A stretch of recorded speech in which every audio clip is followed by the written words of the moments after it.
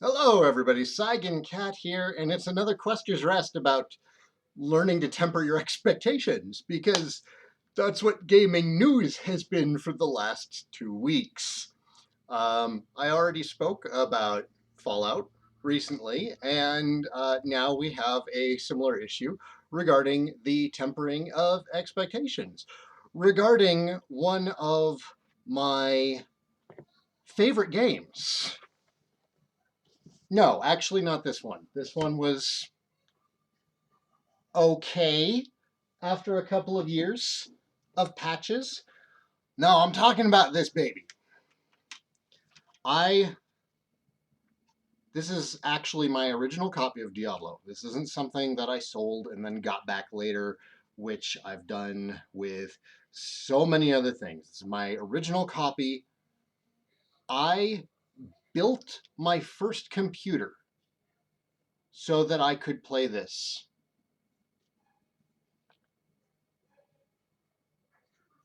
Good times. Amazing times. I'm not going to defend what Blizzard did. We'll just briefly go over what Blizzard did in case, again, you've been living under a rock.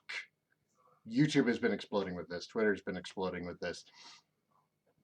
BlizzCon happened over the weekend. There was much hurrahing over Warcraft 3 Remastered. I think that's pretty cool. The Human and Undead campaigns were great. I don't really remember anything else because the Night Elves were boring. It wasn't StarCraft, so I just didn't get into Warcraft 3. Vanilla, WoW Classic, whatever the hell they're calling it, is coming summer 2019. We're all very, very excited. We should also be very prepared for not as many people playing those after a month. Like, we're going to go back, we're going to play it for a week, and we're going to go, oh yeah, things are better now. Well, maybe not now, but they definitely were during like Wrath of the Lich King era. That was like Burning Crusade. Yeah, things were better then. Things are always going to be better in that era that we don't have access to, and that's a general rule. But what happened with Diablo was BlizzCon happened. There was supposed to be a big Diablo announcement. Lots of people went there. They got hyped. There was a really cool cinematic trailer. Guys with shirts came out and were like, we have a new Diablo game. It's exclusive to mobile phones. And the crowd went boo. Actual booing. Go. Shoot. Why? I don't know why. She hears me getting excited and she comes downstairs. Actual fucking booing. It was really brutal to watch, but I also like enjoyed it in the same way that you watch a telenovela waiting for someone to slap someone else. It was like, they didn't. They did. I was telling Perry about this at breakfast the next day. It was like, did you hear what happened at BlizzCon? She's like, no, what happened at BlizzCon? I'm like, they made a Diablo announcement. She's like, yeah, in front of a whole auditorium. She's like, is it Diablo 4? I'm like, no, it's Diablo on mobile. She gasped so loud that she had to apologize to Village Inn because people looked over like something horrible had happened. They're right. Something horrible had happened. And Perry had the appropriate reaction. She's not even a Diablo fan. She's not a Blizzard fan. She spent some time in WoW. She likes it. But she understands the current state of gaming and what fan bases expect from the nice people who are kind enough to make us games in hope that we give them money. So it's really, really, really obvious that this was a stupid idea on Blizzard's part. An incredibly stupid idea to make that their hallmark Diablo announcement of BlizzCon 2018. It soured the experience for a lot of people. I'm glad I didn't have a ticket. I'm glad I didn't go. I haven't really been into Blizzard since this. Disappointment. I'm not mad. I'm disappointed.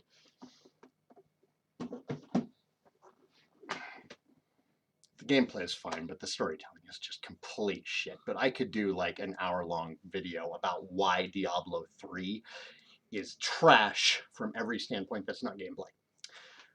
Anyways, to my original point, which was to temper expectations. The idea of having a Diablo mobile game itself is not a bad one. And I decided to try this out today because this is in my top 10 games of all time. This was reason enough for me to start playing games on a computer instead of a console. Blizzard, back in the 90s, was the reason to play video games on your PC.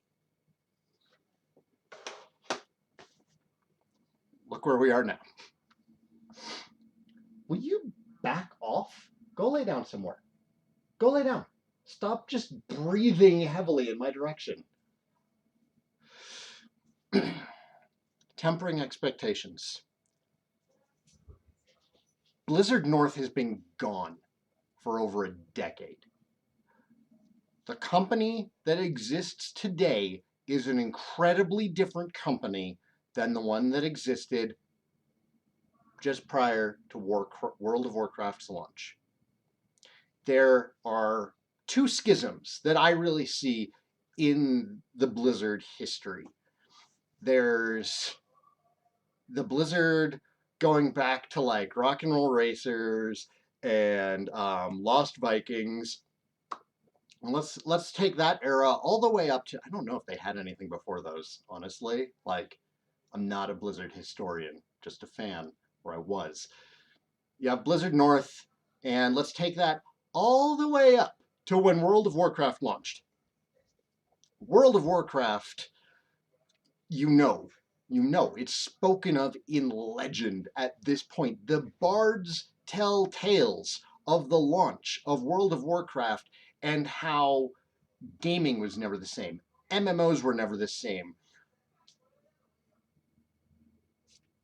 The entire social dynamic of what the internet is for was never the same. WoW was freaking huge.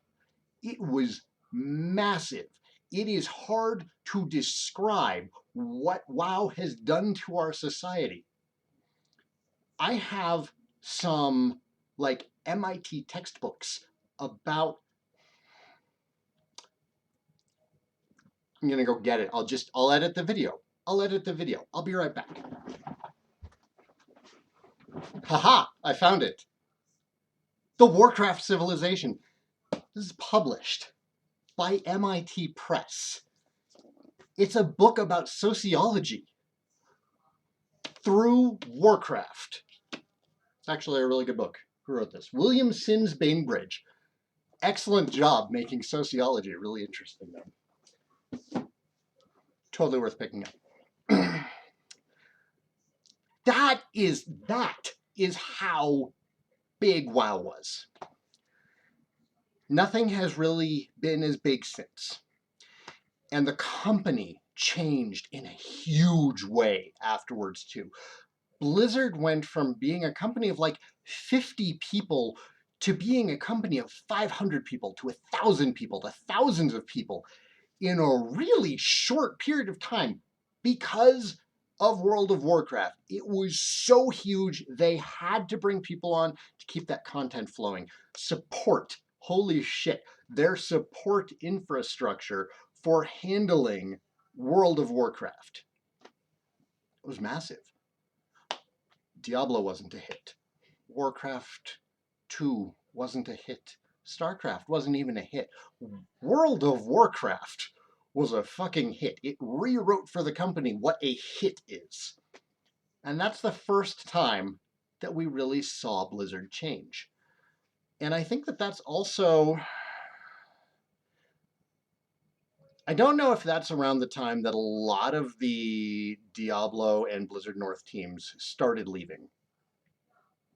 Because there was that period there where it was just World of Warcraft that they were doing. And a lot of people left the company. I don't know why they left the company. I won't claim to know. Again, I'm a fan. I'm not a Blizzard historian. I'm sure that there's some great videos out there on the history of the company and why a lot of the original people left.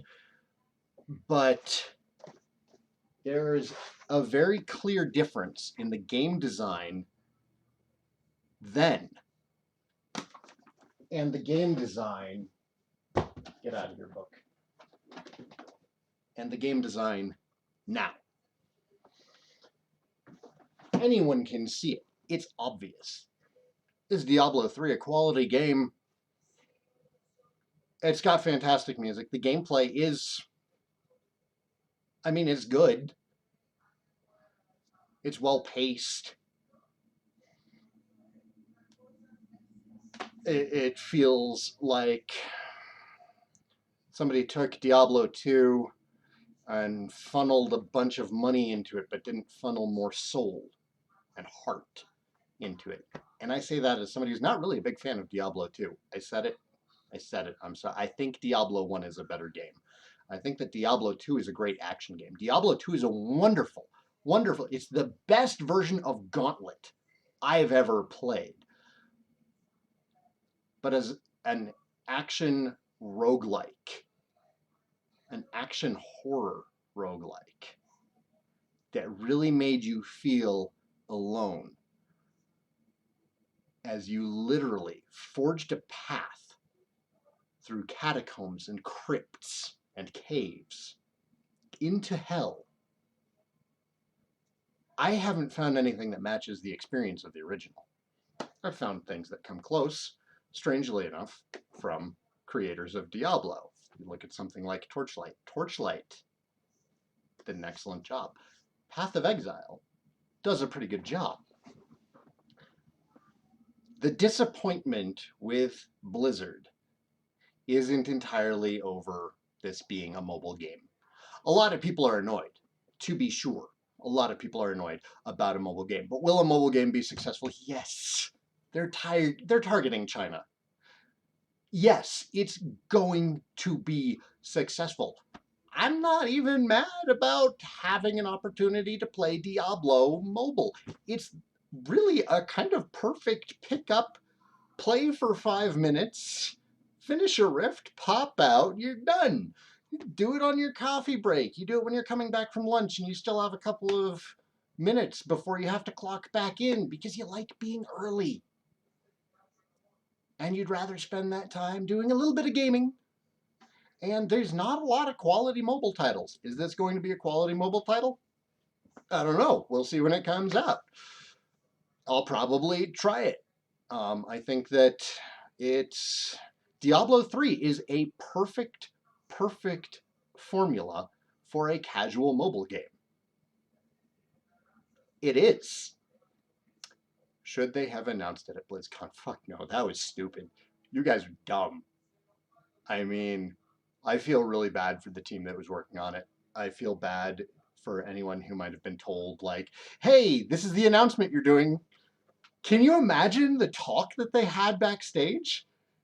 Like, I don't want to do this. Somebody on that stage before they went out looked at someone else and said, this is going to go awful. I don't want to go out there. Somebody had to have said that. But that's a corporation. They have become a corporation. They have lost touch with their fans, but it's not a recent thing. They lost touch with their fans a long time ago. They lost touch with their fans when they merged with Activision. And that was the second schism. That was the dawn of the third age of Blizzard. The dark times that we live in now. But it's not strictly an Activision thing. I'm pretty sure they started to lose touch with their fans when they exploded in popularity. And that's unfortunate. It was wonderful that they were so successful, and they rode that success very well for a long time.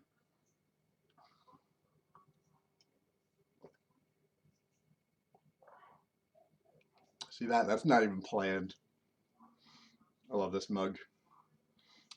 How's my king? Varian Rin. For the Alliance. Because we don't burn down giant trees for no fucking reason. Because the writers don't know what they're doing. And they haven't done what they're doing for a long time. Chris Metzen was a wonderful writer for WoW. He Mary Sued Thrall a lot. Letting him work on projects outside of Warcraft was dumb. And it's one of the reasons why Diablo 3 has such a shitty story and presentation. It's one of the reasons why StarCraft kind of got weird. I used to love StarCraft. I was a big StarCraft and Brood War fan. I mean, Diablo and StarCraft were some of my first online games. I'm just talking now. I'm just rambling. I think I've made my point. I'm just like reminiscing about that magical time. I played Diablo on a 28K modem. My first time playing it was at a friend's house. He's like, you have to play this game. Just play the game. And I sat down and I got up on the keyboard and my character loaded into the game and I went to walk and I pressed up. Nothing happened. It's like, what? I pressed left, I pressed right, I pressed down. It's like, that's weird. So I tried the number pad. Huh. Numlock? Number pad. No. Still not working. Wads? That's odd. Well, maybe this is like a proper roguelike. N for north. Nothing. John, his name was John. I remember. John, I remember you, buddy. He probably doesn't watch this channel. I'd have heard from him already. John, I think the game is broken. He walks over. It's like, what do you mean? I'm like, I can't move. It's like, oh, you used the mouse. I'm like, I used the mouse. So I took the mouse and I moved the mouse and nothing happened aside from the finger. It was like, okay. He's like, click. Oh, okay. And from there, it was a magical night. I popped online and I played the game from level 1 through to the ending of the game online in one night. People popping in and out. I got PK'd a couple of times. I lost like 3 ears in one night. It was such a great experience, though. I remember everybody remembers their first experience with the Butcher because that is an unfair encounter for the first time you're expected to meet him. People talk about bullshit bosses in video games. The Butcher. He was awful, awful. Like, the best way to kill him, I've found, like, I won't even bother dealing with him on an initial run through. Like, you know, I'm level 4 and I see the Butcher's room. I'm like, do I have a scroll of firewall? I don't. I'm not going to do it. But yeah, scroll of firewall was totally the best way to do it. You could kite him to a doorway with portcullises so that you could see onto the other side, and he could not open doors. So you'd run through the door and you'd close it behind you, and then you'd stand on the other side of this portcullis and you'd watch him walk back and forth. Ah, fish meat. Then you cast Firewall, and he just stands in it dumbly until he dies. That's like the only reasonable way of killing him. Somebody in the comments might be like, Rogue, use a bow and arrow. I don't have time for that. Do you remember how long it took a level 4 rogue to kill the Butcher? Your bow would break sometimes if you had bad RNG on the damage. Your bow would actually break. You would pluck your bowstring until it shattered, and he would be standing there like a porcupine covered in arrows, still uncaring. Firewall. Scroll of Firewall. Every time. If you don't have it, just come back later. But yeah, I like the idea of having Diablo on mobile. What Blizzard did was stupid.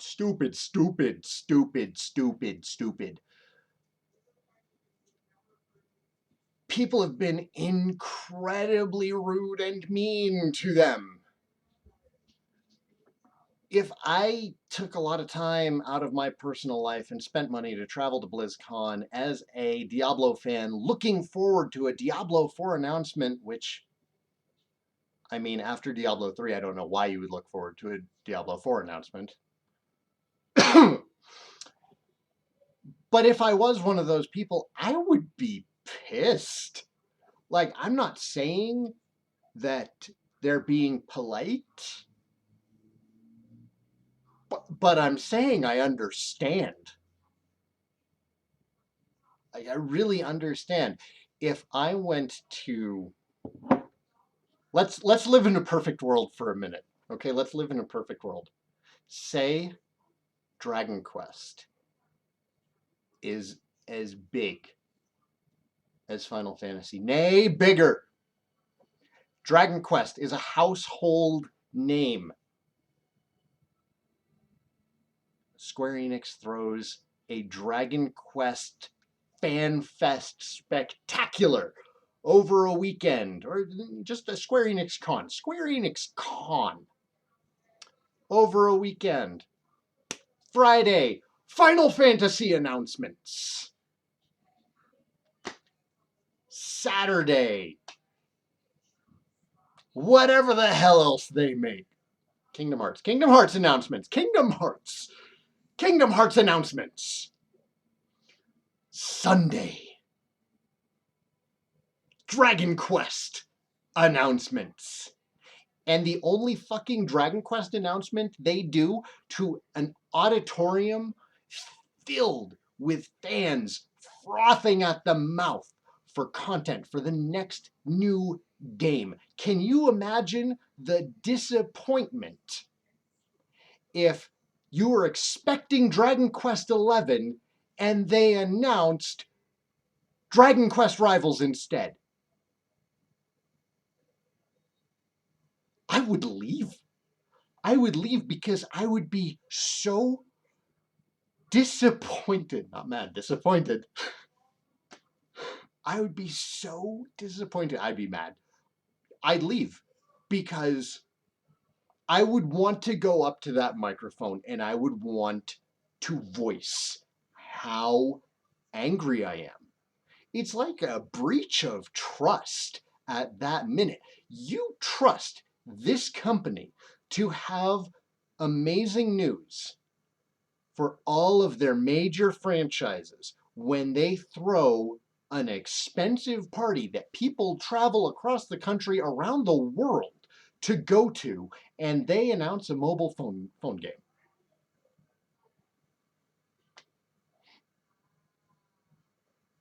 I'm not saying that what people are saying is right, but I'm saying I understand. And it is no surprise to me that Blizzard didn't understand. They should have known, but I'm not surprised that they don't. Because the Blizzard that we all still remember in our heads, the Blizzard that gave us Brood War, that gave us Lord of Destruction, the Blizzard that gave us the Frozen Throne, that Blizzard's gone. This is a different company. They have the same name. They're pushing out the same IPs, but they're not the same. It's a horrible meat puppet performing for us because people are still throwing money at it.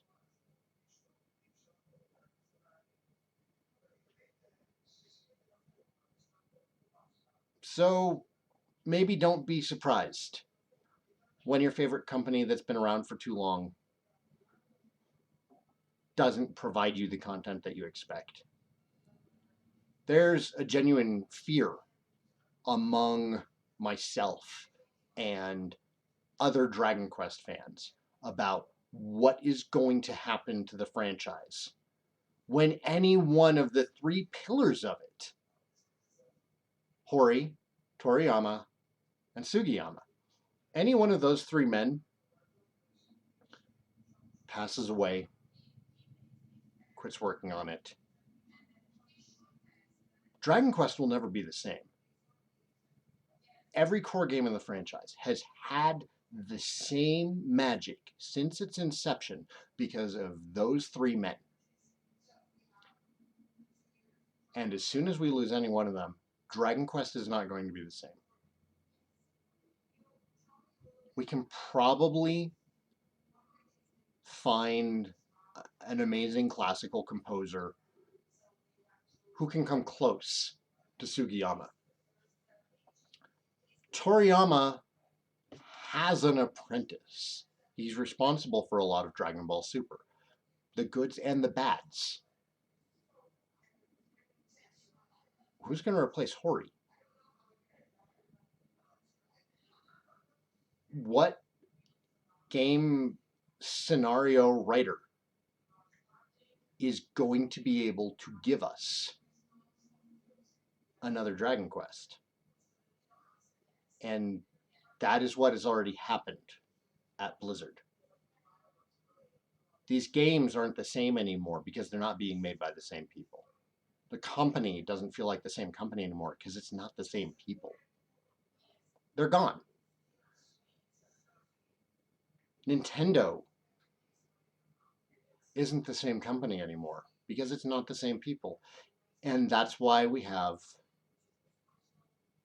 things like Mario Run. That's why we have their horrible, horrible online service that I think is only going to be saved because people are going to be willing to pay for it so that they can play Smash online.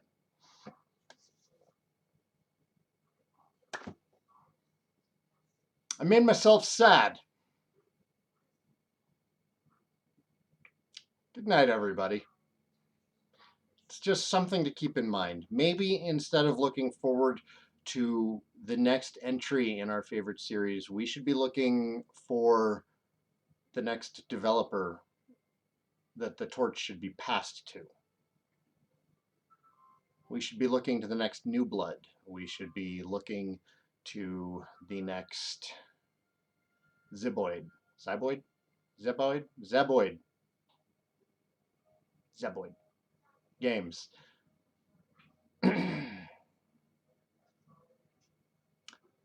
These are just the thoughts of a 35-year-old gamer who's seen a lot of great franchises come and go. And we're going to see more great franchises come and go. Diablo's not the first, and it won't be the last. And one day, the franchises that I trust enough to pre-order, like Dragon Quest, because I know they're going to be quality because they have had the same people working on it for 30 years. There's going to hit a point where I'm going to look at it and say, why am I still playing these? Why am I still pre-ordering these?